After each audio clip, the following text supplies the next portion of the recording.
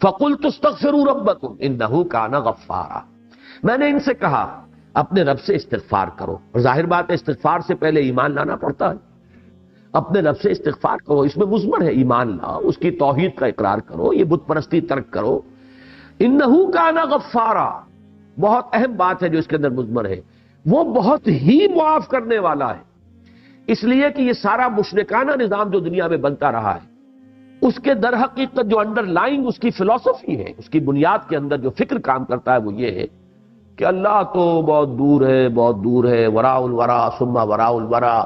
ہم بڑے پستی کے مکین ہیں، ہم تو ہیچ ہیں، ہماری بات تو وہاں تک پہنچ نہیں سکتی. کوئی سفارشی درکار ہے، کوئی درمیانی ایسے وسیلے ہو کہ وہ ہماری سفارش کریں. اس حوالے سے وہ سارا نظام چلتا ہے کہ وما نعبدهم الا ليقربونا الى الله زلفا، یا یہ کہ یہ در حقیقت ہم شفعاؤنا عند اللہ، یہ جو ہستیاں جنہیں ہم پوجتے ہیں یہ تو اللہ کے ہمارے سفارشی ہیں. ہم نے ان کو کب کہا ہے کہ یہ ہمارے خالق ہیں؟ وَلَئِن سَأَلْتَهُم مَّنْ خَلَقَ السَّمَاوَاتِ وَالْأَرْضَ لَيَقُولُنَّ اللَّهُ، اے نبی اگر آپ ان سے پوچھیں گے کس نے پیدا کیا آسمان اور زمین، فوراً کہیں گے اللہ نے کی. وہ کسی اور کو خالق نہیں مانتے تھے. لیکن اس اللہ کی جناب میں اس کی سرکار میں رسائی حاصل کرنے کے لیے کچھ درمیانی واسطوں کی ضرورت ہے. بس ان کی بھی کچھ دنڈوت ہم کرتے ہیں، کچھ چڑھاوے چڑھاتے ہیں تاکہ وہ خوش ہو جائیں، وہ اللہ کے ہاں ہماری سفارش کریں گے تو اللہ ہمیں معاف فرما دے گا. اس سب کی نفی کی ہے انہو کان غفارا، وہ تو بہت ہی معاف کرنے والا ہے، اسے کسی کی سفارش کی ضرورت نہیں. تم اس کی طرف متوجہ تو ہو. ہم تو مائل میں کرم ہے، کوئی سائل ہی نہیں، راہ دکھلائیں کسے رہنا منزل ہی نہیں. جیسا کہ وہ حدیث میں آتا ہے کہ ہر رات آخری حصے میں اللہ تعالیٰ سمائے دنیا تک نزول فرماتے ہیں اور پھر ندا ہوتی ہے حل من مستغفر فاغفر له، ہے کوئی استغفار کرنے والا کہ میں اسے بخش دوں، کوئی معافی چاہنے والا کہ اسے معاف کر دوں، حل من سائل فاعطیہ، ہے کوئی مانگنے والا کہ میں اسے عطا کروں.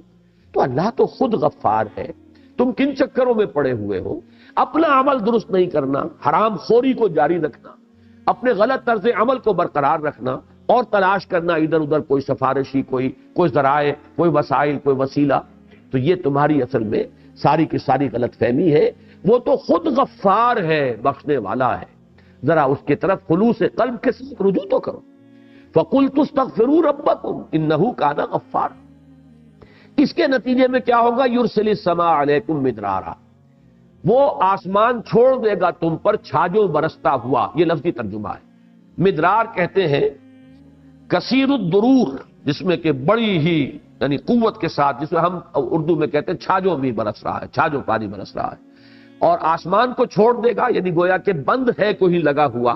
اور اس کے بعد اللہ تعالیٰ کے حکم سے وہ بند کھلے گا اور تم پر جو ہے اللہ کی طرف سے بارش ہوگی رحمت کی، اور ماء مبارکہ تم پر نازل کیا جائے گا. یرسل السماء علیکم مدرارا ویمددکم باموال وبنین، اور وہ تمہاری مدد فرمائے گا مال کے ذریعے سے بھی اور بیٹوں کے ذریعے سے بھی. ویجعل لکم جنات ویجعل لکم انہارا، اور وہ تمہیں باغات بھی تمہیں عطا فرمائے گا، تمہارے لیے بنا دے گا باغات، اور تمہارے لیے بہا دے گا اور رواں کر دے گا نہریں اور چشمے. اب یہ جو الفاظ ہیں ان کے حوالے سے بعض تفسیری روایات، اگرچہ وہ محدثین کے جو بھی معیارات ہیں ان پر تو اس درجے ثابت نہیں ہے کہ ان کو کہیں صحیح عین میں جگہ ملے، لیکن تفسیری روایات میں یہ بات آئی ہے، لیکن مضمون سے مناسبت رکھتی ہے اور قرآن مجید کے دوسرے مقامات سے اس کے شواہد ملتے ہیں کہ اللہ تعالیٰ جب بھی کسی قوم کی طرف رسول کو بھیجتا تھا، میں اس لیے اب اس بارے میں محتاط ہو گیا ہوں کہ رسولوں کا ذکر اور ان کے بارے میں جو سنت اللہ ہے اس کا ذکر کرتے ہوئے میں جو حال کا صیغہ نہیں استعمال کرتا بلکہ ماضی کا، اس لیے کہ سلسلہ نبوت اور رسالت بند ہو چکا ہے. اب ہمیں حال کا صیغہ جو ہے غلطی سے بھی استعمال نہیں کرنا چاہیے، اس سے بھی اشتباہ ہو جاتا ہے کہ اللہ جب بھی رسول کو بھیجتا ہے اس کے ساتھ یہ قاعدہ قانون ہے، تو بھیجتا ہے نہیں، بھیجا کرتا تھا، اس کا سلسلہ جو ہے منقطع ہو چکا ہے. تو اللہ کا یہ قاعدہ رہا ہے، یہ سنت رہی ہے اللہ کی کہ جب بھی کسی قوم کی طرف کسی رسول کو وہ بھیجتا تھا تو اس قوم کو جھنجھوڑنے کے لیے چھوٹے چھوٹے عذاب، کہیں قحط پڑ گیا ہے، کہیں کوئی اور مصیبت آ گئی ہے، کہیں کسی اور طرح کی تکلیف آ گئی ہے، یہ تمام چیزیں اس لیے ہوتی تھی تاکہ یہ کچھ جاگے، ہوش میں آئیں. اس لیے کہ اگر فراوانی ہے، عیش ہے، آرام ہے تو اور غافل ہو جاتا ہے انسان. پھر یہ کہ اس کے اندر استغنا بڑھتا چلا جاتا ہے، بے پرواہی کے اندر اضافہ ہوتا ہے. غفلت جو ہے اور گہری ہو جاتی ہے۔ لیکن جب اس طرح کی کیفیت ہو، کوئی بیماری آ گئی ہو، تو انسان آپ کو معلوم ہے اللہ کی طرف متوجہ ہوتا ہے، دعا کرتا ہے پروردگار میری اس مصیبت کو ٹال دے۔ کوئی اور مصیبت آئی ہو تو یہ اللہ کا مستقل قانون ہے، جس کو سورہ سجدہ میں اس طرح بیان کیا گیا ہے وَلَنُذِيقَنَّهُم مِّنَ الْعَذَابِ الْأَدْنَىٰ دُونَ الْعَذَابِ الْأَكْبَرِ، ہم انہیں لازماً چکھائیں گے مدہ چھوٹے چھوٹے عذابوں کا اس بڑے عذاب سے پہلے۔ وہ بڑا عذاب کون سا ہے؟ جبکہ کسی قوم کو بالکل ختم کر دیا، تہس نہس کر دیا جائے، جس کے لیے میں نے لفظ استعمال کیا تھا عذاب استیصال، جڑ سے کسی کو اکھاڑ دینا۔ تو اس عذاب اکبر، عذاب استیصال سے پہلے چھوٹے چھوٹے عذاب، کہیں جو ہے قحط پڑ گیا ہے، کہیں کوئی اور آفت سماوی آ گئی ہے، تاکہ لوگ ہوش میں آئے، جاگے۔ تو یہ روایات میں آتا ہے کہ حضرت نوح علیہ السلام کے زمانے میں بھی جبکہ ان کی قوم جو ہے اعراض اور انکار پر اصرار کر رہی تھی، سواد والا اصرار، تو ان پر بھی قحط آیا بہت شدید، اور اچانک ان کے ہاں بچوں کی پیدائش کا سلسلہ بھی رک گیا۔ معلوم ہوتا ہے جیسے پوری قوم بانجھ ہو گئی، گویا کہ نسل ختم ہوا چاہتی ہے۔ یہ 40 برس کا عدد آیا ہے کہ مسلسل نہ کسی بچے کی پیدائش ہو رہی ہے کسی گھر میں، اور بارش نہیں برس رہی ہے، شدید قسم کا ان کے اوپر جو ہے قحط کا عالم ہو گیا۔ اس میں کچھ یعنی معلوم ہوتا ہے کہ ان روایات کے ساتھ ان الفاظ کی مناسبت ہے۔ فَقُلْتُ اسْتَغْفِرُوا رَبَّكُمْ، میں نے ان سے کہا استغفار کرو اپنے رب سے۔ اور اسی کے حوالے سے میں نے عرض کیا تھا حضرت عمر کا وہ واقعہ کہ انہوں نے بارش کی دعا نہیں کی، استغفار کیا۔ جب لوگوں نے کہا کہ آپ آیتوں سے بارش کی دعا کریں، تو آپ نے فرمایا استغفار ہی تو ہے، اور یہی آیت پیش کی کہ در حقیقت یہ جو ہمارے گناہ ہیں، ہماری خطائیں ہیں، کوتاہیاں ہیں، وہی تو روک بن جاتی ہیں اللہ تعالیٰ کی رحمت کے راستے میں۔ اگر اللہ بخش دے ان گناہوں کو تو گویا کہ وہ راستہ جو رحمت کا وہ کھل جائے گا، اور پھر ہمیں اللہ تعالیٰ ہماری تمام ضرورت کی چیزیں بہم پہنچائے گا۔ تو فرمایا فَقُلْتُ اسْتَغْفِرُوا رَبَّكُمْ إِنَّهُ كَانَ غَفَّارًا يُرْسِلِ السَّمَاءَ عَلَيْكُمْ مِدْرَارًا، اگر تم یہ کرو، استغفار کرو، پلٹو، رجوع کرو اپنے رب کی جناب میں، تو اللہ تعالیٰ یہ جو بند لگا ہوا ہے، اس لیے یرسلو کا لفظ میں نے عرض کیا تھا جیسے کہیں بندش اور اس کو کھول دیا جائے، تو یرسل السماء علیکم مدرارا، یہ جو بندش لگی ہوئی ہے، بارش نہیں ہو رہی ہے، اللہ اس بندش کو توڑ کر اور تم پر چھاجو بارش برسائے گا۔ وَيُمْدِدْكُمْ بِأَمْوَالٍ وَبَنِينَ، اور تمہیں مال سے بھی نوازے گا اور اولاد سے بھی نوازے گا۔ یہ تمہارے ہاں یہ سلسلہ بھی جو رک گیا ہے، اس کے بھی اللہ تعالیٰ جو ہے اس سلسلے کو جاری فرمائے گا۔ وَيَجْعَلْ لَكُمْ جَنَّاتٍ وَيَجْعَلْ لَكُمْ أَنْهَارًا، اور تمہارے لیے باغات بھی بنا دے گا اور نہریں اور چشمے رواں کر دے گا۔ مَا لَكُمْ لَا تَرْجُونَ لِلَّهِ وَقَارًا، اب جو انداز ہے وہ تشویق کا، ترغیب کا، بڑی ہی دل سوزی کے ساتھ ان کو بلانے کا، یہ آیت جو ہے اس میں جلالی انداز، مَا لَكُمْ لَا تَرْجُونَ لِلَّهِ وَقَارًا، تمہیں کیا ہو گیا ہے؟ تم اللہ تعالیٰ کے جلال کا کوئی اندیشہ نہیں رکھتے؟ اللہ تعالیٰ کی غیرت کہیں جوش میں نہ آ جائے؟ تم جو جس طریقے سے اکڑ رہے ہو، جس طریقے سے استکبار کر رہے ہو، جس طرح میری دعوت کو رد کر رہے ہو، اعراض کر رہے ہو، تمہیں کوئی اندیشہ نہیں رہا کہ اللہ تعالیٰ جہاں رؤوف ہے، ودود ہے، رحیم ہے، وہیں پھر ذو انتقام بھی ہے، شدید الانتقام، بہت سخت انتقام لینے والا، سخت سزا دینے والا، شدید العقاب۔ تو یہاں وقارا، اللہ کی شان جلالی، اللہ کی عظمت کا ظہور نہ ہو جائے کہیں، اور اللہ تعالیٰ کی وہ غیرت جو ہے وہ کہیں جوش میں نہ آ جائے کہ جس کے نتیجے میں تمہیں نسیم منسیہ کر دیا جائے۔ مَا لَكُمْ لَا تَرْجُونَ لِلَّهِ وَقَارًا، تمہیں کوئی اندیشہ نہیں رہا، تمہیں کوئی خیال نہیں، تمہیں کوئی گمان نہیں رہا، تمہیں کوئی توقع نہیں ہے کہ اللہ تعالیٰ کا جلال جو ہے کہیں وہ ظاہر نہ ہو جائے۔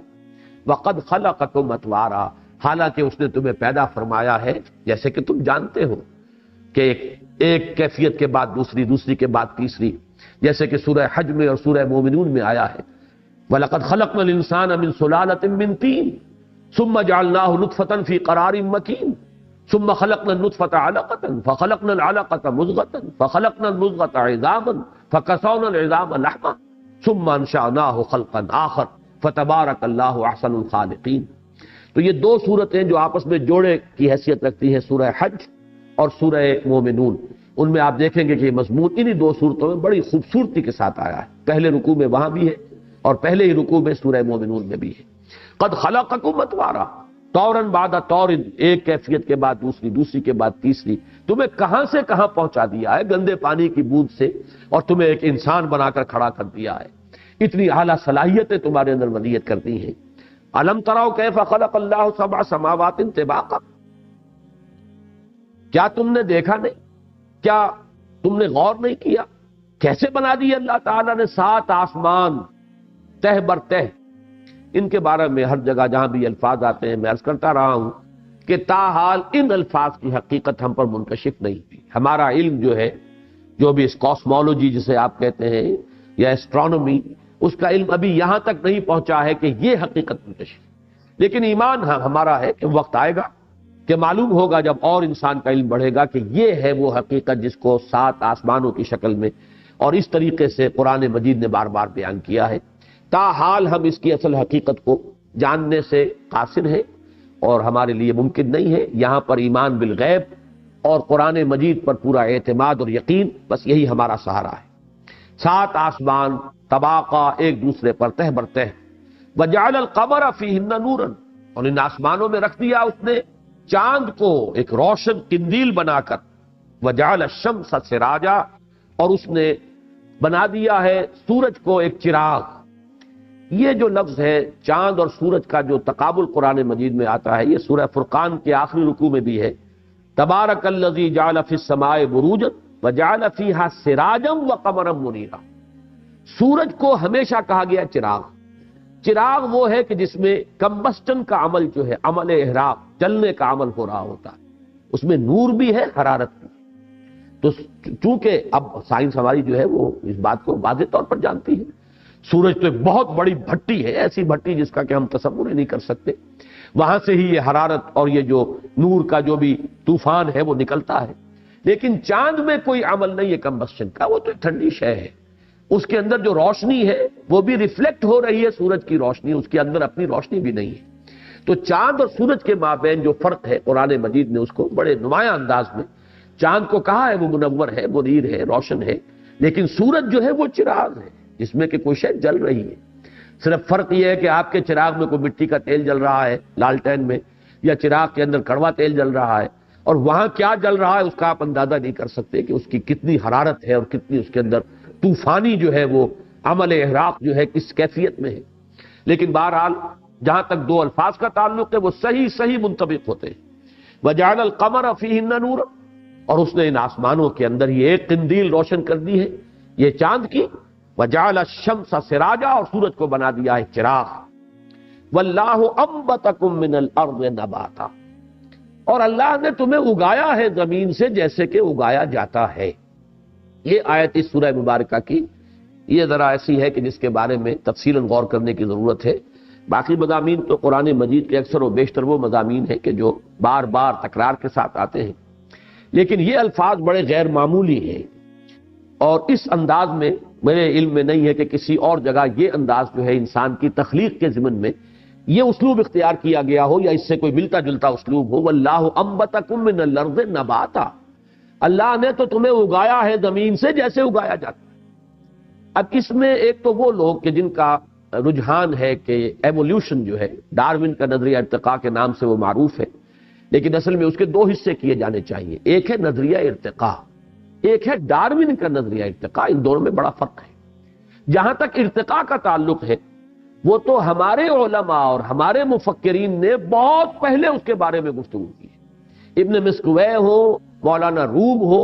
بڑی صراحت کے ساتھ انہوں نے ارتقاء کا ذکر کیا ہے کہ اس کائنات کا تدریجاً یوں ارتقاء ہوا ہے، اور پھر یہ جمادات سے پھر نباتات، اور نباتات سے حیوانات، اور حیوانات سے انسان کی تخلیق جو ہے تدریجاً ہوئی ہے. تو ارتقاء کے ماننے والے تو بہت لوگ ہیں. ڈارون کا نظریہ ارتقاء در حقیقت وہ ارتقاء کی جو میکینزم ہے، اس کی جو شکل ہے، جو اس کا پروسیس بنتا ہے، اس کی توجیہ ہے. اس نے اس کو بیان کیا ہے 2 اصطلاحات کے حوالے سے. ایک تو اسٹرگل فار ایگزسٹنس اور ایڈیپٹیشن،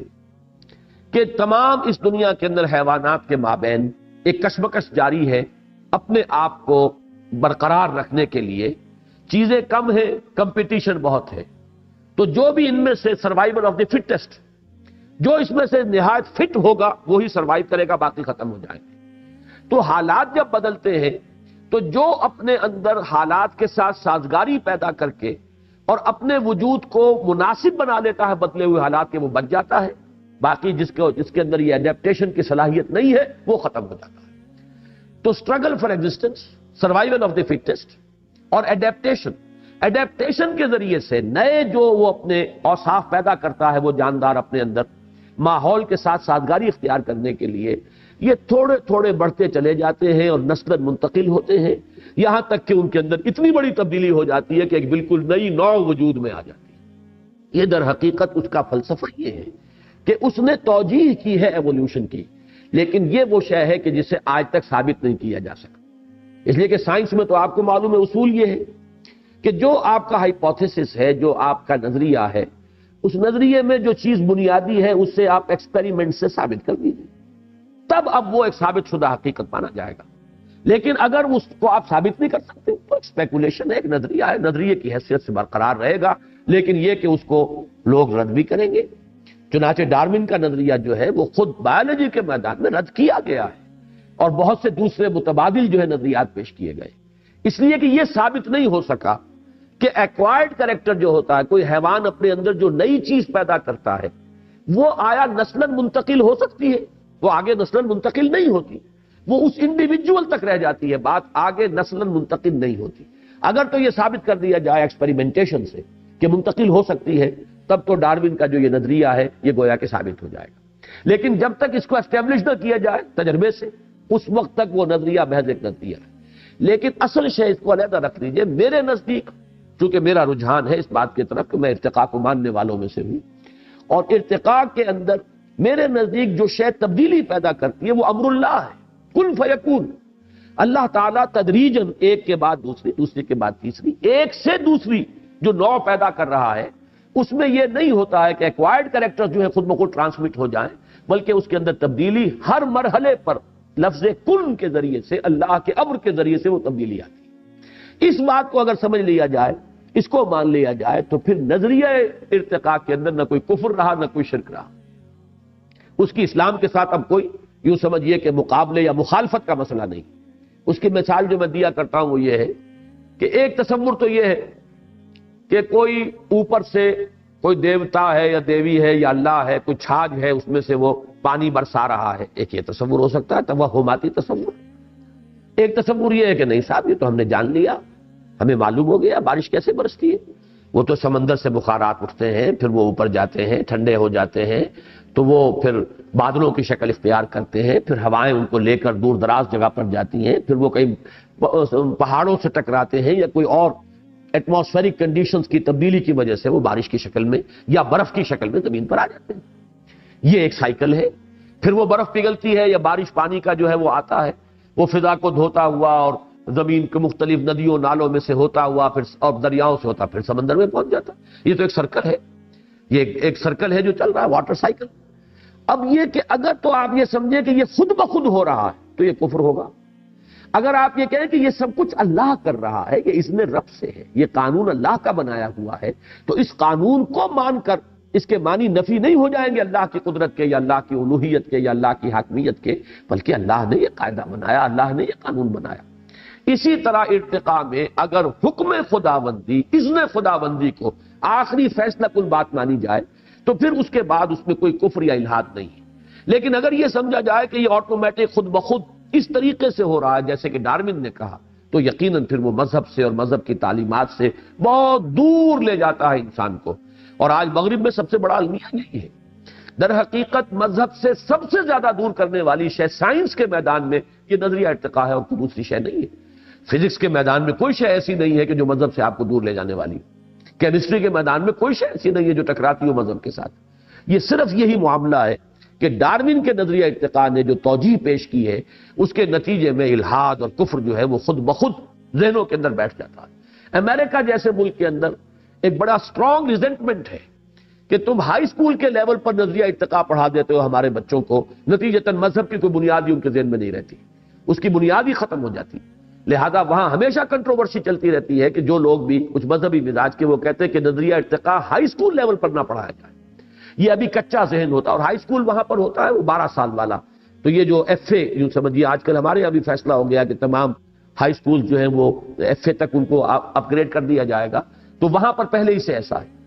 یہ جو ذہن ہے ابھی پختہ تو ہوتا نہیں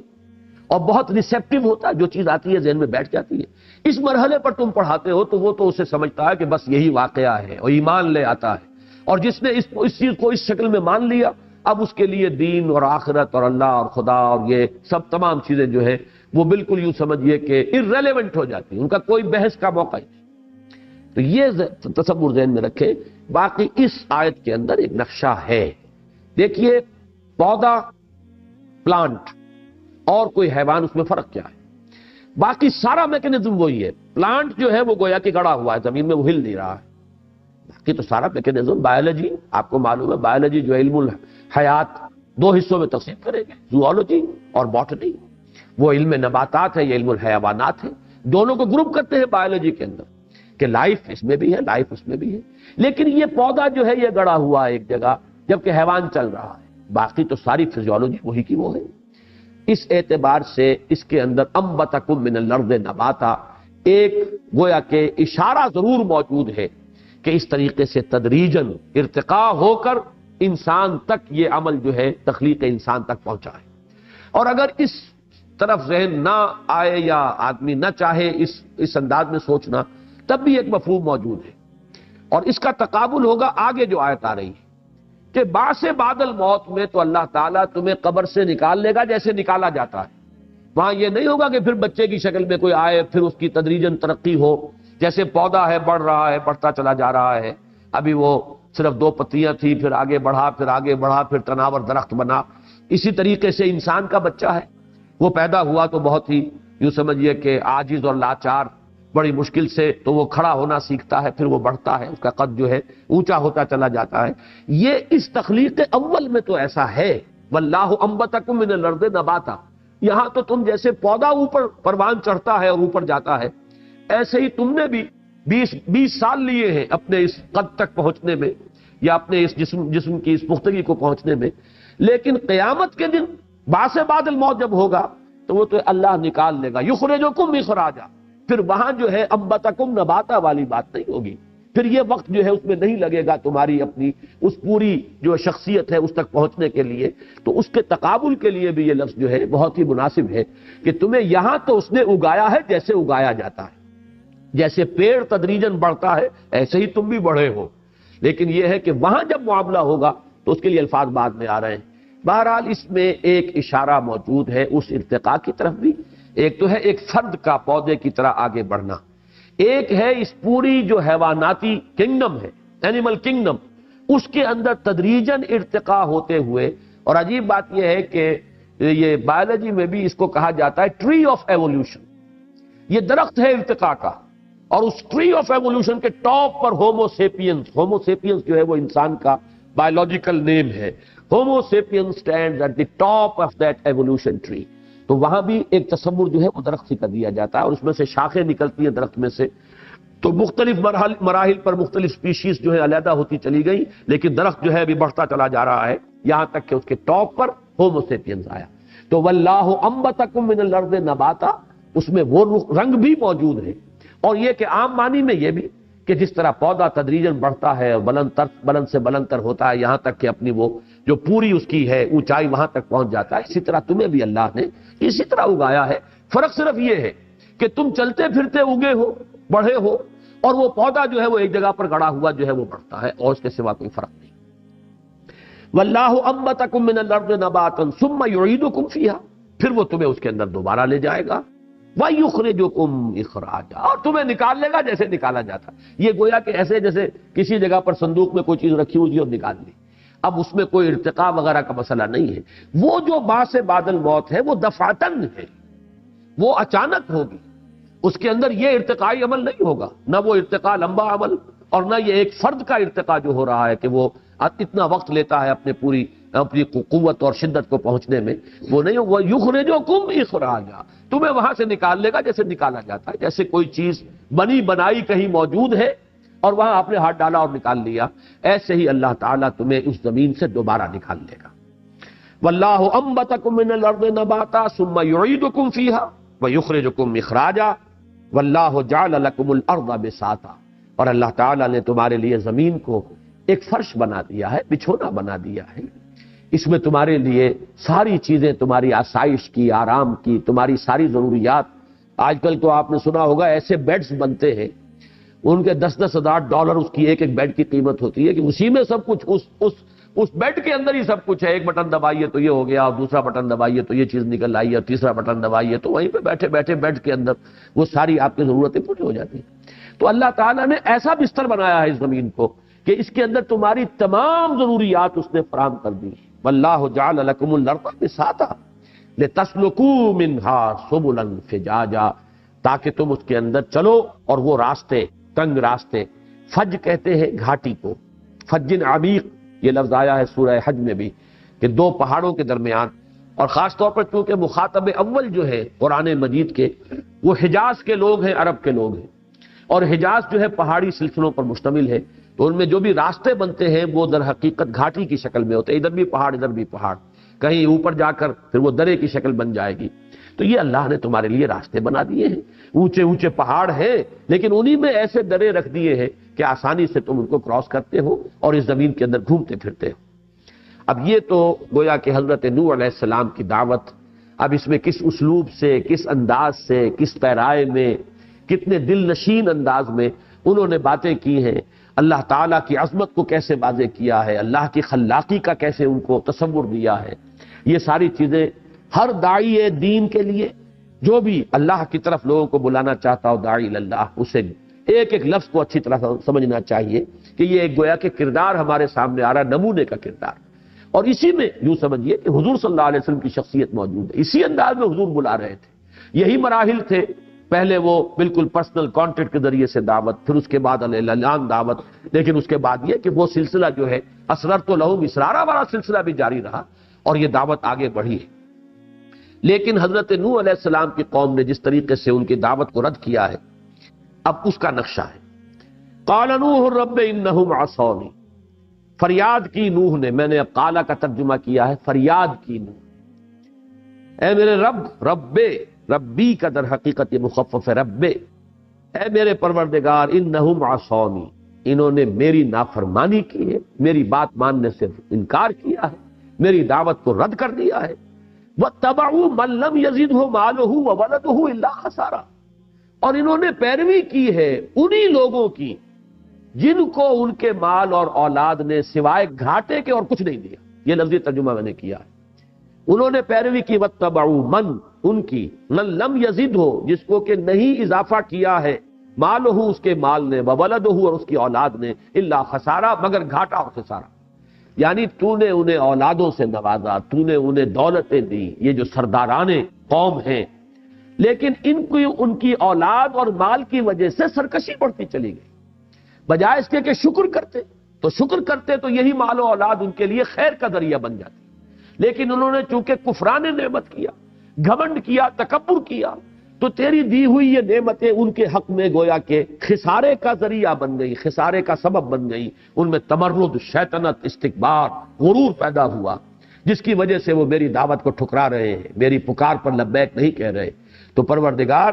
انہوں نے میرا کہنا نہیں مانا، اپنے انہی سرداروں کا مانا. اصل میں اس لفظ کو یوں سمجھیے کہ بجائے اس کے کہ یہ کہا جائے کہ انہوں نے اپنے امراء اور سرداروں ہی کا کہنا مانا، ان امراء اور سرداروں کی شخصیت کا تجزیہ کر کے بیان کر دیا کہ جن کو ان کے مال اور ان کی اولاد نے گھمنڈ میں مبتلا کر دیا ہے، ان کی پیروی کی. قال نوح رب انہم عصونی واتبعوا من لم يزدہ مالہ وولدہ الا خسارا. پروردگار، انہوں نے میری بات ماننے سے انکار کیا ہے، رد کر دی ہے میری دعوت، اور اتباع کیا ہے اپنے انہی سرداروں کا، چودھریوں کا، کہ جن کے اندر ان کے مال اور اولاد کی وجہ سے غرور اور تکبر بڑھتا چلا گیا ہے. وَمَكَرُوا مَكْرًا كُبَّارًا، کبار یہ کبیر سے مبالغے کا صیغہ ہے. انہوں نے بڑی چال چلی ہے. یعنی یہ جو آج کل آپ کے ہاں الفاظ استعمال ہو رہے ہیں، ڈس انفارمیشن، تو یہ جو پروپیگنڈے ہوتے ہیں دنیا میں، یہ ہمیشہ سے رہے ہیں. اس طریقے سے عوام کو جو ہے کسی بات کی طرف متوجہ نہیں ہونے دینا چاہتے آپ، تو وہ تمام ذرائع ابلاغ جو ہے اس وقت کسی کی کریکٹر اسیسینیشن کے اوپر جو ہے وہ مرتکز ہو جائیں گے کہ اس کی شخصیت کو اس طرح مجروح کر دیا جائے کہ لوگ اس کی بات ہی نہ سنیں، یا کوئی آلٹرنیٹ دلچسپیاں پیدا کر دی جائیں، جیسے کہ سورہ لقمان کے شروع میں ہے کہ انہوں نے ایسے مشغلے ایجاد کر لیے ہیں کہ یہ انہی کے اندر گم ہو کر رہ گئے، دلچسپیاں انہی میں ہو گئی. اب کوئی سنجیدہ بات سننے کے لیے ان کے پاس وقت ہی نہیں ہے، کسی بات پر غور کرنے کے لیے انہیں کہیں فرصت ہی نہیں ملتی، بلکہ اس قسم کے مشغلوں کے اندر انہیں الجھا دیا گیا۔ جیسے کہ خود مکے کے بھی ایک سردار نے یہ کیا تھا کہ وہ جا کر لایا، کچھ مغنیات لے کر آیا اپنے ساتھ، گانے گانے والیاں، کہ ان کی محفلیں ہوں اور لوگ ان کے اندر جو ہے مگن رہے اور محمد کی دعوت صلی اللہ علیہ وسلم کی طرف ان کو توجہ نہ ہو۔ یہ وہ سورہ لقمان کی ابتدائی آیات میں جس کا ذکر ہے، اس کے اندر تفسیری روایات میں یہ واقعہ درج ہے۔ تو انہوں نے بڑا مکر کیا ہے، بڑی چال چلی ہے، ہر تدبیر اختیار کر لی ہے اپنی قوم کی مت مارنے کے لیے اور ان کو اس راستے سے روکنے کے لیے۔ اور اس میں ان کی سب سے بڑی چال کیا ہے، اب ذرا نوٹ کیجئے، وہ جو عصبیت ہوتی ہے، نسل بعد نسل کچھ معبود ہیں مانے جا رہے ہیں، کچھ کو پکارا جا رہا ہے، کچھ کے نام کی نیاز چلی آ رہی ہے، دی جا رہی ہے نسل بعد نسل، ان کے ساتھ ایک ایسے عصبیت کا رشتہ قائم ہو جاتا ہے کہ پھر اب ان کی دہائی دی جاتی ہے۔ دیکھو یہ تمہارے ان دیوتاؤں کے جو ہے یہ منکر ہیں، یہ فلاں تمہارے بزرگوں کا جو ہے وہ ان کا انکار کرنے والے ہیں، یہ ان کے قائل نہیں ہیں، یہ ان کی نفی کرنے والے ہیں، ان کی بات نہ سننا۔ وہ بات ہے جو یہاں آ رہی ہے، وَمَكَرُوا مَكْرًا كُبَّارًا، انہوں نے بڑی چال چلی، بہت بڑی مؤثر تدبیر اختیار کی، اور وہ کیا ہے، وَقَالُوا لَا تَذَرُنَّ آلِهَتَكُمْ، دیکھنا ہرگز نہ کہیں چھوڑ بیٹھنا اپنے معبودوں کو، وَلَا تَذَرُنَّ وَدًّا وَلَا سُوَاعًا وَلَا يَغُوثَ وَيَعُوقَ وَنَسْرًا، اور دیکھنا ہرگز کہیں اس نوح کی باتوں میں آ کر تم اپنے ان معبودوں کو اور اپنے بزرگوں کو نہ چھوڑ بیٹھنا،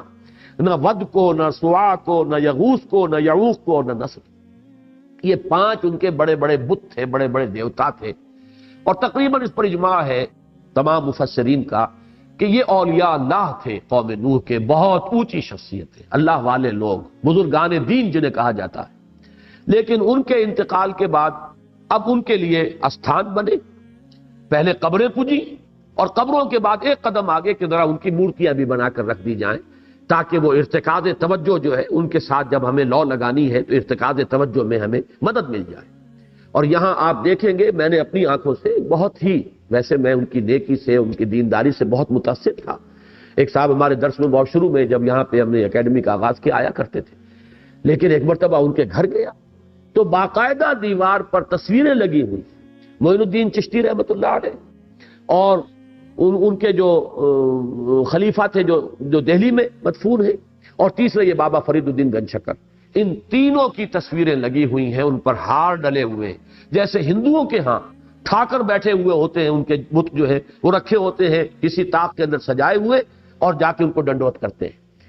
یہ معاملہ جو ہے ہمارے ہاں ان بزرگوں کی یہ تصویریں جو ہے موجود ہیں۔ ایران میں تو خیر حضرت علی اور حضرت فاطمہ کی تصاویر ہیں جو بازار میں بکتی ہیں، اور وہ ان کے گھروں میں آویزاں ہوتی ہیں۔ باقی میں کبھی نہ مانتا اگر میں نے اپنی آنکھ سے نہ دیکھا ہوتا ایک صاحب کے گھر میں اس طریقے سے ان تصویروں کو لگے، وہ تصویر نہیں، ہار پڑے ہوئے ان تصویروں کے،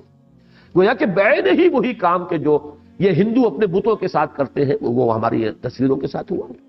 تو فرق تو صرف اتنا ہی ہے کہ ارتکاز توجہ کے لیے انہوں نے کہا، ہم انہیں کوئی خدا تھوڑے مانتے ہیں، یہ بزرگ ہیں، اہل اللہ ہیں، یہ ہمارے سفارش کریں گے، اور ہم ان کے جو ہے ان کے وسیلے سے اللہ تعالیٰ کا قرب حاصل کر سکتے ہیں، لہذا ان کے لیے ذرا ہم یعنی to show some respect for them, ہم نے یہ چیزیں ایجاد کر لی۔ یہی فلسفہ بت پرستی کا بڑے مدلل انداز میں ڈاکٹر رادھا کرشنن نے دنیا کے سامنے پیش کیا کہ کون احمق سمجھتا ہے کہ یہ پتھر کی مورتی جو ہے اس میں کچھ ہے، یہ تو خود ہم تراشتے ہیں، لیکن یہ تو اصل میں صرف کنسنٹریشن، توجہ کے ارتکاز کے لیے، میڈیٹیشن کے لیے، مراقبے کے لیے ایک خوگرے پیکرے محسوس تھی انسان کی نظر، مانتا پھر کوئی اندیکھے خدا کو کیوں کر، یہ جو شکوہ کی نظم میں علامہ اقبال کا شعر ہے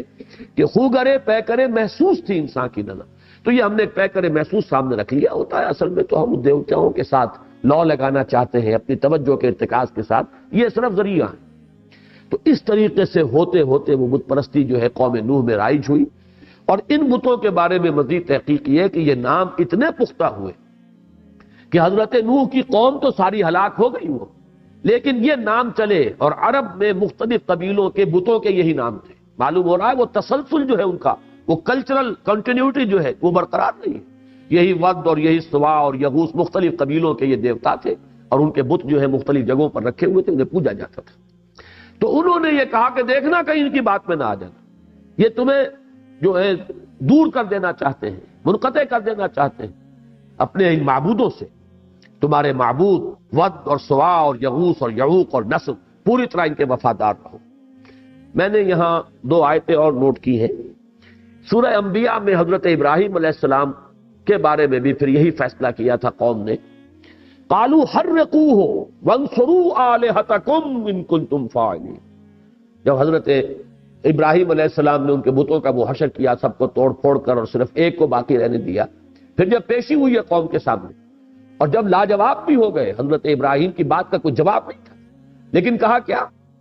حرقوہ، جلا دو اس کو، جلا کے راکھ کر دو، وانصروا آلہتکم، اپنے معبودوں کی مدد کرو، یہ وقت آ گیا ہے، کھڑے ہو جاؤ اپنے معبودوں کے لیے، ان کی حرمت کے لیے، کٹ مرو ان کی حرمت کے اوپر۔ وانصروا آلہتکم ان کنتم فاعلین، اگر تمہیں کچھ کر گزرنا ہے۔ اور سورہ صاد میں فرمایا گیا وانطلق الملأ منهم ان امشوا واصبروا على آلہتکم، جب حضور صلی اللہ علیہ وسلم نے دعوت دی تو کہا جی چلو چلو یہاں سے، یہ ہمارے معبودوں سے منحرف کرنا چاہتا ہے ہمیں، اپنے معبودوں پر جمے رہو، وانصروا واصبروا علی آلہتکم، اپنے معبودوں پر جمے رہو، اپنے معبودوں پر پوری طرح ان کے ساتھ منسلک رہو، جڑے رہو۔ یہی بات وہ ہے جو یہاں آئی، وقالوا لا تذرن آلہتکم ولا تذرن ودا ولا سواعا ولا یغوث ویعوق ونسرا وقد اضلوا کثیرا ولا تزد الظالمین الا ضلالا۔ اور پروردگار انہوں نے بہت سو کو گمراہ کر دیا۔ اضلوا کا فاعل جو ہے بت بھی ہو سکتے ہیں، اس لیے کہ حضرت ابراہیم علیہ السلام کی دعا میں یہ لفظ آیا ہے انہن اضللن کثیرا من الناس، پروردگار ان بتوں نے، وجنبنی و بنی ان نعبد الاصنام، پروردگار مجھے اور میری اولاد کو، میری نسل کو بچائے رکھیو اس سے کہ ہم بتوں کی پرستش کریں۔ انہم اضللن کثیرا من الناس، انہوں نے تو بہت لوگوں کو گمراہ کیا ہے۔ تو یہ اضلوا کے اندر ہو سکتا ہے کہ اس کی ضمیر اس آیہ مبارکہ پر اگر قیاس کیا جائے تو ان بتوں ہی کی طرف جائے، یا یہ کہ ان لیڈروں کی طرف کہ جنہوں نے یہ کہا کہ اپنے بتوں کے اوپر جمے رہو، ڈٹے رہو، پورے استقلال کے ساتھ اپنے موقف پر، اپنے آباء و اجداد کی جو رسمیں اور ریتیں ہیں ان کے اوپر جمے رہو۔ تو یہ ہو سکتا ہے کہ ان کے ان لیڈروں اور ان کے ان عمراء اور سرداروں کی طرف اس کی ضمیر جو ہے، ضمیر فاعلی اس کی طرف ہو۔ وَقَدْ أَضَلُّوا كَثِيرًا وَلَا تَزِدِ الظَّالِمِينَ إِلَّا ضَلَالًا، اور اے رب میرے اب تو ان ظالموں کے لیے مت اضافہ کیجو مگر مزید گمراہی۔ یہ ہے تلخ ترین دعا جو اب شروع ہو رہی ہے۔ اس دعا کے لیے آپ کو قرآن مجید میں دوسری نظیر ملے گی۔ یہ نہیں کہا جا رہا کہ اللہ ان پر عذاب بھیج دے، بلکہ کہا کیا جا رہا ہے اب ان کا اضافہ گمراہی ہی کا ہونا چاہیے، اور گمراہ ہو یہ بدبخت، اس لیے کہ اگر تو نے اب انہیں ہدایت کی توفیق دے دی تو پھر تو یہ بن گئے۔ یہی بات اب میں آپ کو وہ سورہ یونس میں جو حضرت موسیٰ علیہ السلام کی دعا آئی تھی، میں وہ چاہتا ہوں کہ آپ کے سامنے رکھوں۔ ربنا اطمس علی اموالہم واشدد علی قلوبہم فلا یؤمنوا حتی یروا العذاب الالیم۔ حضرت موسیٰ علیہ السلام نے دعا کی تھی پروردگار اب ان کے مالوں کو تو ملیا میٹ کر دے، ان کے اموال، ان کی جائیدادیں مٹا دے، اور واشدد علی قلوبہم، ان کے دلوں پر گرہ لگا دے کہ یہ ایمان نہ لائیں جب تک کہ وہ عذاب کو اپنی آنکھوں سے نہ دیکھ لیں۔ یعنی یہ اس درجے ہم پر انہوں نے ظلم کیا ہے، زیادتیاں کی ہیں، اتنے مظالم ڈھائے ہیں، اور میری دعوت کو اس طرح رد کیا ہے، اس حد درجے تک انکار اور اعراض جو ہے اس تک پہنچ گئے ہیں کہ اب اگر ان کے لیے ہدایت کا دروازہ کھل گیا تو اس کا مطلب یہ ہے کہ جن پر انہوں نے ظلم ڈھائے ہیں وہ تو گویا کہ اب انہیں کوئی بدلہ نہیں مل سکے گا، ان کے تو سارے گناہ معاف ہو جائیں گے۔ لہذا پروردگار اب ان کے لیے ہدایت کا دروازہ بند کر دے، واشدد علی قلوبہم، ان کے دلوں کے اوپر ایسی سختی پیدا کر دے، ایسی مہر لگا دے، لا یؤمنوا فلا یؤمنوا حتی یروا العذاب الالیم، کہ اب یہ ایمان نہ لائیں جب تک کہ دردناک عذاب کو دیکھ نہ لیں، اس لیے کہ دیکھنے کے بعد ایمان لانا بیکار ہے، اس سے کوئی نتیجہ نہیں نکلتا۔ چنانچہ فرعون کا معاملہ یہی ہوا، جب غرق ہو رہا تھا اس نے کہا کہ میں ایمان لایا موسیٰ اور ہارون کے رب پر، لیکن آلان کیا اب ایمان لا رہے؟ اب ایمان لانا جو ہے وہ تو قطعاً مفید نہیں، وہ تمہارے اب اس عذاب کے اندر اس سے کوئی کمی نہیں آئے گی۔ وہی دعا ہے وَلَا تَزِدِ الظَّالِمِينَ إِلَّا ضَلَالًا، اے رب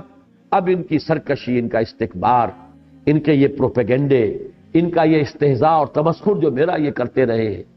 جو ہم پر انہوں نے تشدد کیا، اس درجے کو پہنچ چکا ہے کہ اب ان پر ہدایت کا دروازہ نہیں کھلنا چاہیے، اب تو ان کی گمراہی ہی میں اضافہ ہونا چاہیے تاکہ یہ سخت سے سختر عذاب کے مستحق ہو جائیں۔ اب اس کو اندازہ کر لیجئے کہ نبی سے زیادہ کوئی شفیق اور رحیم نہیں ہوتا اپنی قوم کے حق میں، لیکن ایک وقت آتا ہے، یہی میں نے پچھلی مرتبہ کہا تھا کہ حضور صلی اللہ علیہ وسلم کے بارے میں بھی بعض چیزیں جو بالکل ایک یوں سمجھیے کہ ما فوق البشر اور ما فوق الفطرت تصورات ہمارے ذہن میں پیدا کر لیے گئے کہ حضور نے تو پوری عمر کسی کو بد دعا نہیں دی، حالانکہ بات غلط ہے۔ سیرت کی روایات سے ثابت ہے حضور نے اپنے چچا کے بیٹے ابو لہب کے بیٹے کے لیے بد دعا کی، اس لیے کہ اس نے کھڑے ہو کر حضور کے سامنے جو ہے، ایک تو یہ کہ رشتے چھوڑے، آپ کی دونوں صاحبزادیوں کا رشتہ ابو لہب کی 2 بیٹیوں کے ساتھ تھا، انہوں نے آ کے حضور کو سامنے کھڑے ہو کر بدتمیزی بھی کی، گستاخی کی علی الاعلان، اور یہ سمجھیے اس معاشرے کے اندر یہ رشتے کا چھوٹ جانا کس قدر توہین آمیز معاملہ ہے۔ جب یہ کیا تو حضور نے پھر اس کے لیے ان 2 میں سے ایک جس نے کہ وہ زیادہ گستاخی کی تھی بد دعا کی کہ پروردگار اپنے کتوں میں سے کسی کتے کو اس پر تو مسلط کر دے۔ چنانچہ وہ قافلے کے ساتھ گیا ہوا تھا شام کی طرف تجارت میں، راستے میں کہیں ٹھہرا ہے اور ایک شیر نے اسے پھاڑ کھایا۔ اسی طریقے سے جیسا کہ میں کل بیان کر چکا ہوں پچھلے درس میں کہ غزوہ احد میں حضور کے زبان مبارک سے وہ الفاظ نکل گئے، کیف یہد اللہ قوما خضبوا وجہ نبیہم بالدم، اللہ اس قوم کو کیسے ہدایت دے سکتا ہے جس نے اپنے نبی کے چہرے کو خون سے رنگ دیا۔ اگرچہ وہاں فوراً اللہ تعالیٰ کی طرف سے بات آ گئی کہ اے نبی آپ کے ہاتھ میں فیصلہ نہیں ہے، فیصلہ ہمارے ہاتھ میں ہے، ہم جس کو چاہیں گے عذاب دیں گے، جس کو چاہیں گے توبہ کی توفیق عطا کر دیں گے۔ تو یوں سمجھ لیجئے کہ یہ کیفیت ہو جاتی ہے، حالانکہ رسول سب سے زیادہ شفیق اور رحیم ہوتا ہے اپنی قوم کے حق میں۔ اسی کی مثال حضرت موسیٰ علیہ السلام کی ہے، اس درجے حمیت تھی اپنی قوم کی، اتنی ہمدردی، اتنی محبت کے قبطی اور اسرائیلی کا جھگڑا ہو رہا تھا، اس اسرائیلی نے استغاثہ کیا ہے، مدد مانگی ہے، دہائی دی ہے، تو حضرت موسیٰ نے ایک مکہ رسید کیا اور قبطی کی جان نکل گئی۔ اس قدر اس قوم کی اپنی قوم کی محبت، حمایت، حمیت۔ لیکن اسی قوم کا معاملہ جب یہ سامنے آیا کہ اللہ کی ساری نشانیاں اور تمام معجزات دیکھنے کے باوجود جب کہا گیا کہ اللہ کی راہ میں نکلو جنگ کے لیے، اور انہوں نے بزدلی کا مظاہرہ کیا، اذهب انت وربك فقاتلا انا هاهنا قاعدون، جاؤ موسیٰ تم اور تمہارا رب تم جنگ کرو، ہم تو یہی بیٹھے، ہم جنگ نہیں کر سکتے۔ تو پھر جو دعا حضرت موسیٰ نے کی ہے کہ پروردگار رب انی لا املک الا نفسی واخی فافرق بیننا وبین القوم الفاسقین، اے اللہ اب ہمارے اور ان فاسقوں کے درمیان تو تفریق کر دے، اب میں ان کے ساتھ رہنا نہیں چاہتا۔ اس درجے بیزاری نبی کے اندر پیدا ہوئی ہے اسی قوم کے لیے، اسی امت کے لیے جس کے لیے کتنی مشقتیں اٹھائی ہیں حضرت موسیٰ نے، اس کو وہاں سے بچا کر نکال کر لانے کے لیے کتنے محنتیں کی ہیں، کتنی تکلیفیں برداشت کی ہیں، لیکن یہ کہ وہی قوم جب اپنی ناہنجاری کا مظاہرہ کرتی ہے تو نبی کے اندر اس قوم سے شدید بیزاری کی کیفیت پیدا ہو۔ تو یہی نقشہ اس کا ہے، وَلَا تَزِدِ الظَّالِمِينَ إِلَّا ضَلَالًا، اب نہ اضافہ کی جو ان ظالموں کے لیے مگر گمراہی اور گمراہ ہوں اور بھٹک جائیں اور دور نکل جائیں، تاکہ اور شدید سے شدید تر سزا کے مستحق بن جائیں۔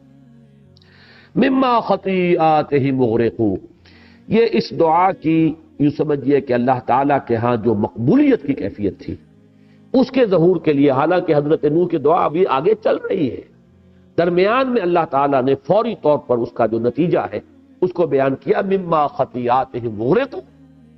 اپنی ان خطاؤں اور اپنی اس معصیت کی وجہ سے ان کی بنا پر وہ غرق بھی کر دیے گئے، وَأُدْخِلُوا نَارًا، اور داخل کر دیے گئے آگ میں، فَلَمْ يَجِدُوا لَهُم مِّن دُونِ اللَّهِ أَنصَارًا، تو نہیں پایا انہوں نے اپنے لیے اللہ کے سوا کوئی بھی مددگار۔ کہاں گئے وہ ود اور سوا اور یغوث اور یعوق اور نصر، کوئی نہیں تھا جو ان کو بچانے والا ہو۔ یہاں ایک تفسیری اشکال ہے کہ جہاں تک جہنم میں داخلے کا تعلق ہے وہ تو ہمیں معلوم ہے کہ وہ تو ہوگا قیامت کے بعد، حساب کتاب کے بعد، اس سے پہلے عذاب قبر سے ہم واقف ہیں، عذاب قبر۔ تو یہاں پر اکثر مفسرین نے تو اس کو عذاب قبر ہی مراد لیا ہے، کیونکہ الفاظ میں جو حدیث میں آتے ہیں وہ یہ ہے کہ ہر قبر جو ہے وہ یا تو جنت کے باغیچوں میں سے کوئی باغیچہ ہے یا دوزخ کے گڑھوں میں سے کوئی گڑھا ہے۔ یہ کیفیت جو ہے یہ گویا کہ اس موت کے فوراً بعد عالم برزخ میں انسان پر طاری ہو جاتی ہے۔ یہ ہے اس کی تعبیر کہ گویا کہ ایک آگ تو وہ ہے جس میں وہ داخل ہو چکے، اس میں چونکہ تنکیر ہے نارن تو گویا کہ اس کو علیحدہ کیا گیا، نکرہ، النار نہیں ہے، النار تو ہو تو وہ جو نار جہنم ہے وہ معین ہو جائے گی، لیکن یہ کہ اس وقت بھی غرق ہونے کے فوراً بعد، غرق ہونا تو ان کا وہ عذاب استیصال ہے جو دنیا میں آیا، لیکن اصل میں غرق ہونا جو ہے وہ ایک شخص کے لیے شخصی طور پر کوئی بہت زیادہ تکلیف دہ شے نہیں ہے. جب آدمی ڈوبتا ہے چند لمحے اس کے ہوں گے جو اس کے ہوش میں ہوں گے، جو تکلیف اسے ہوگی، اس کے بعد بے ہوش ہوا اور ختم ہوا. اصل میں تو عذاب جو ہے وہ اب اس عالم برزخ میں ان پر شروع ہوا ہے، اور وہ گویا کہ ان کے اخروی عذاب کا یہ پیش خیمہ ہے، یہ اس کی ایک ریفلیکشن ہے. جیسے آپ کہتے ہیں coming events cast their shadows before, آنے والے واقعات جو ہے پہلے سے ان کے سائے پڑنے شروع ہو جاتے ہیں. تو یہ ان کے عذاب جہنم کا سایہ ہے جو اس عالم برزخ میں ان پر پڑ رہا ہے. بعض حضرات جو ہیں وہ چونکہ کچھ لوگ ایسے ہیں عقلیت پرست کہ وہ عذاب قبر کے قائل نہیں ہوتے، تو وہ اس کی تعویل کچھ اور کرتے ہیں کہ در حقیقت یہ اتنا یقینی ہے کہ ماضی کا صیغہ استعمال کیا گیا، ورنہ یہ ابھی ہونے والی بات ہے، ہوگی مستقبل میں. یہ اسلوب ہے قرآن مجید کا کہ قیامت کے حالات، آخرت کے، جنت کے، دوزخ کے واقعات کو بیان کرتے ہوئے اکثر ماضی کا صیغہ آ جاتا ہے. اور ماضی کا صیغہ جو عربی زبان میں کسی شے کے حتمی، قطعی، یقینی ہونے کے لیے بھی اس کے مظہر کے طور پر آتا ہے. تو یہ ایک تعویل یہ ہے، لیکن ہم چونکہ تسلیم کرتے ہیں احادیث صحیحہ میں خبر ہے یہ عذاب قبر کی عالم برزخ کے اندر بھی معقول بات بھی سمجھ میں آتا ہے. اس کی سادہ سی مثال تو یہ ہے جو میں دیا کرتا ہوں کہ بچوں نے امتحان دیا ہوا ہے، اب ہر ایک کو پتا ہے میں نے کیا کیا ہے. رزلٹ تو ڈکلیئر ہوگا 31 مارچ کو، لیکن یہ کہ پہلے سے جان سوکھتی رہتی ہے ان کی کہ یہ کیا ہونے والا ہے، معلوم ہے جو کیا ہے.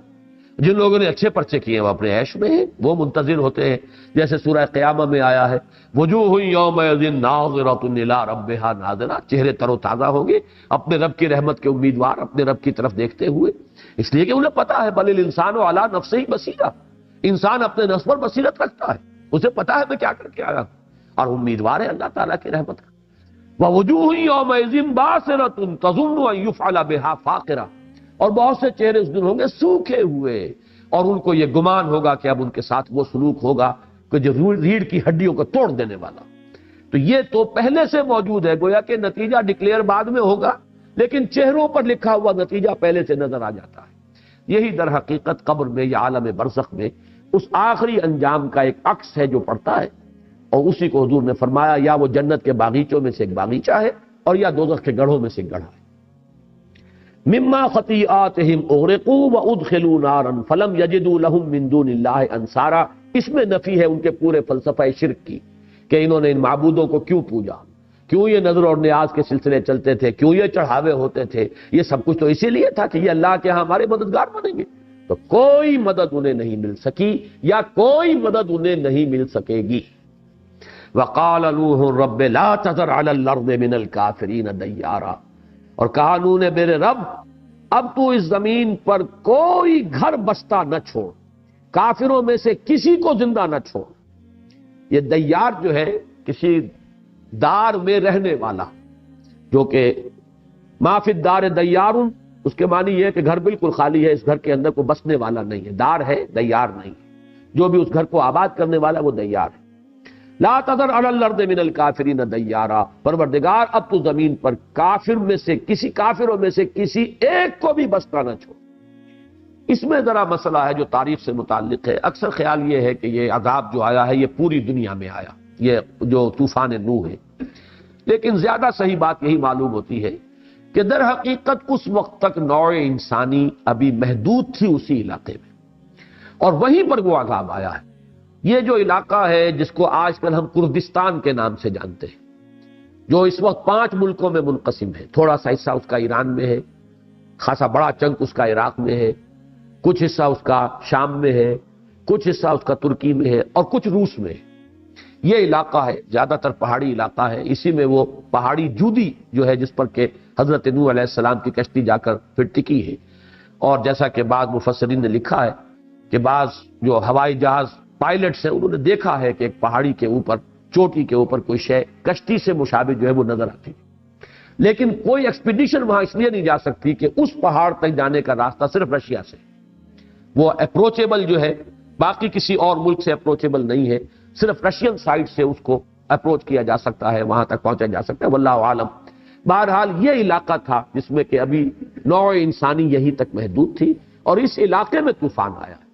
تو گویا کہ وہ ہے تو تمام انسانوں کے لیے ہی اس وقت تک کا جو معاملہ تھا، لیکن یہ کہ پوری دنیا میں سیلاب کے آنے کا جو معاملہ ہے اس کے چونکہ کوئی شواہد نہیں ملے، اس علاقے میں شواہد ملے.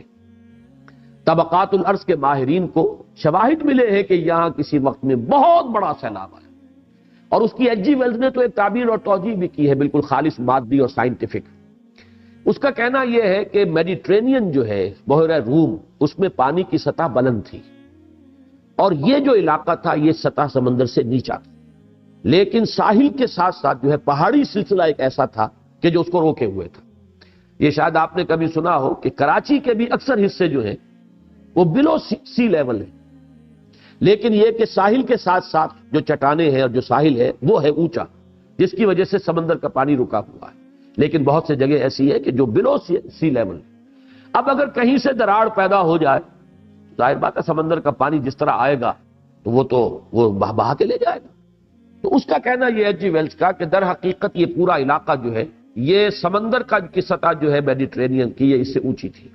اور پھر ایک جگہ سے کہیں وفارت تنور جسے کہا گیا ہے کہ ایک تنور کے اندر سے وہ پانی ابلا ہے۔ تو اگر وہ بات وہ توجیہ صحیح ہو جو ایچ جی ویلز نے کی ہے تو ظاہر بات ہے وہ تو کہیں سے بھی ہو سکتا ہے، کچھ چوہوں نے راستہ بنایا ہو اور وہ چوہوں کا راستہ کسی کے تنوری میں جا کر کھل گیا ہو، اللہ عالم۔ لیکن یہ کہ یہ توجیہ ہے ایچ جی ویلز کی کہ پھر وہ سمندر کا پانی آیا ہے اور پورا اس علاقے کو جو ہے اس نے غرق کیا ہے، واللہ عالم۔ وقال، میں نے اس لیے بیان کیا ہے کہ یہاں پہ لفظ آیا علی الارض، پوری زمین پر، یا یہ ال جو ہے اس کو اگر ہم یہ سمجھے کہ معہود ذہنی ہے تو اس کا مطلب یہ ہے کہ وہ زمین جہاں قوم نوح آباد تھی، زمین کا وہ ٹکڑا، واللہ عالم۔ یہ امکانات ہیں لفظی طور پر۔ وقال نوح رب لا تذر علی الارض من الکافرین دیارا، اور کہا نوح نے کہ اے رب اب نہ چھوڑ اس زمین پر کافروں میں سے کسی ایک کو بھی بستے ہوئے، انک ان تذرہم یضلوا عبادک ولا یلدوا الا فاجرا کفارا، اگر تو نے انہیں چھوڑ دیا، اگر تو نے ان کی رسی مزید دراز کی تو یہ تیرے بندوں کو اور گمراہ کریں گے اور نہیں جنیں گے مگر فاسق، فاجر اور کافر، ان کی اولاد میں سے بھی اب کوئی توقع نہیں۔ کیونکہ حضرت نوح علیہ السلام کے بارے میں قرآن مجید میں یہ گواہی موجود ہے 950 برس، یہ تو وہ رہے سورہ عنکبوت کے اندر واضح نص موجود، فلبث فیہم الف سنۃ الا 50 عاما، ان میں وہ رہے 1000 سال سے 50 سال کم، 950 برس۔ اور باقی مفسرین نے تفسیری روایات میں کہا ہے کہ ان کی جب بعثت ہوئی ہے تو 40 یا کسی کے نزدیک 100 برس ان کی عمر تھی، اور پھر یہ کہ اس عذاب کے آنے کے بعد بھی 60 برس وہ زندہ رہے، تو 1150 برس ان کی عمر جو ہے وہ شمار کی گئی ہے عام طور پر جو لوگ تورات کے حوالے سے ان چیزوں کی گنتی جنہوں نے کی۔ بہرحال انہوں نے چونکہ کئی نسلیں ان کے سامنے بھی تھیں، اس اعتبار سے وہ جب مشاہدہ کر رہے ہیں کہ اب یہ تو اگلی نسل جو آ رہی ہے وہ پچھلی سے بھی زیادہ بگڑی ہوئی، تو وہاں انہوں نے یہ اپنی درخواست میں شامل کیا کہ پروردگار اب یوں سمجھیے کہ ان کی تو نسل بگڑ چکی ہے، جسے آپ کہتے ہیں بیج مارا جا چکا ہے اس قوم کا، اس سے آئندہ بھی کسی خیر کا کوئی تصور نہیں۔ انک ان تذرہم یضلوا عبادک ولا یلدوا الا فاجرا کفارا رب اغفر لی ولوالدی ولمن دخل بیتی مؤمنا وللمؤمنین والمؤمنات، اے رب میرے مجھے بخش دے، میری خطاؤں سے درگزر فرما، اور میرے والدین ان کی خطاؤں سے بھی درگزر فرما، ان کو بھی بخش دے، اور جو کوئی بھی میرے گھر میں داخل ہو جائے ایمان کے ساتھ۔ اسی سے دیکھیے ملتی جلتی بات یاد آ گئی ہوگی، حضور صلی اللہ علیہ وسلم نے ابو سفیان کے گھر کو دارالامان قرار دے دیا تھا، جو کوئی بھی اس گھر میں داخل ہو جائے اس کی جان بخشی ہو جائے۔ تو اس طریقے سے حضرت نوح علیہ السلام کا گھر جو ہے وہ گویا کہ دارالامان اس وقت ہے، جو بھی وہاں آئے گا ایمان کے ساتھ وہ بھی اس عذاب سے بچا لیا جائے۔ وللمؤمنین والمؤمنات، اور تمام اہل ایمان مردوں اور اہل ایمان عورتوں کی بھی مغفرت فرما۔ ولا تزد الظالمین الا تبارا، دیکھیے وہ جوش جو ہے بار بار وہ اس درجے دل زخمی ہو چکا ہے، اس درجے اندر جو ہے اندر سے فریاد جو ہے ایک لاوے کے مانند ابل رہی ہے کہ پہلے آ چکا ولا تزد الظالمین الا ضلالا، اس کے بعد پھر فرمایا ولا لا تذر علی الارض من الکافرین دیارا، پھر اپنے لیے اپنے والدین کے لیے اہل ایمان کے لیے مغفرت کے بعد پھر وہ جو ہے دکھی دل سے وہ صدا دوبارہ برآمد ہوئی ولا تزد الظالمین الا تبارا، اور اے رب میرے ان ظالموں کے لیے تو مت اضافہ کیجو مگر بربادی کا اور تباہی کا۔ یہ وہ انداز ہے کہ جو کسی داعی حق کے اندر پیدا ہو سکتا ہے اور ہوا ہے حضرت نوح علیہ السلام کی شخصیت کے اندر، تو اس کا کوئی ہلکا سا عکس اگر کسی وقت محمد الرسول اللہ صلی اللہ علیہ وسلم میں بھی عارضی طور پر پیدا ہو گیا ہو تو اسے آپ کوئی ناممکن اور ناقابل قیاس نہ سمجھیے۔ اسی اعتبار سے میں نے عرض کیا تھا کہ میرے نزدیک بہت وزنی رائے ہے صاحب موضح القرآن شاہ عبد القادر رحمہ اللہ، جو حضرت شاہ ولی اللہ دہلوی رحمۃ اللہ علیہ کے بیٹے ہیں، انہوں نے جو کہا ہے کہ سأل سائل بعذاب واقع میں بھی در حقیقت حضور صلی اللہ علیہ وسلم مراد ہے کہ آپ نے بھی اس وقت وہ جو کیفیت تھی جس کا کہ نقشہ سورہ معارج کے آخری رکوع کے دوسرے رکوع میں کھینچا گیا ہے، فما للذین کفروا قبلک مہطعین عن الیمین وعن الشمال عزین، یہ جس طرح سے پل پڑ رہے تھے حضور پر، تو اس وقت کوئی بات جو ہے آپ کی زبان مبارک سے بھی ایسی نکلی ہو سأل سائل بعذاب واقع، لیکن حضور کو اس وقت فرمایا گیا آپ صبر کیجئے، ابھی انتظار کیجئے، جیسے سورہ نون یا سورہ قلم میں فرمایا فاصبر صبرا جمیلا ولا تکن فاصبر لحکم ربک ولا تکن کصاحب الحوت، یہاں بھی فرمایا گیا فاصبر صبرا جمیلا، اے نبی ابھی ان کے لیے ہماری ڈھیل جو ہے ابھی رسی ہمیں دراز کرنی ہے، آپ جلدی نہ کیجیے۔ چنانچہ یہ لفظ بھی سورہ مریم میں موجود ہے ولا تعجل علیہم، آپ جلدی نہ کیجیے ان کے خلاف، ان کے بارے میں یہ آخری فیصلہ کرنے میں جلدی نہ کیجیے۔ تو اس اعتبار سے یہ جوڑا جو ہے صورتوں کا، اس کا آغاز اس کا اختتام باہم معنوی طور پر آپس میں بہت مربوط ہے۔ بارک اللہ لی ولکم فی القرآن العظیم ونفعنی وإیاکم بالآیات والذکر الحکیم۔ اللہ کا شکر ہے کہ جو میرا ارادہ تھا وہ پورا ہو گیا اور ہم نے ایک ہی نشست میں اس سورہ مبارکہ کا مطالعہ مکمل کر لیا ہے۔ اب اذان ہوگی اور اذان کے ختم ہونے کے 5 منٹ کے بعد جماعت ہوگی۔ وہ سوالات کی نشست آج بھی نہیں ہے، اگلے ہفتے انشاءاللہ پورے اہتمام کے ساتھ شروع کریں گے۔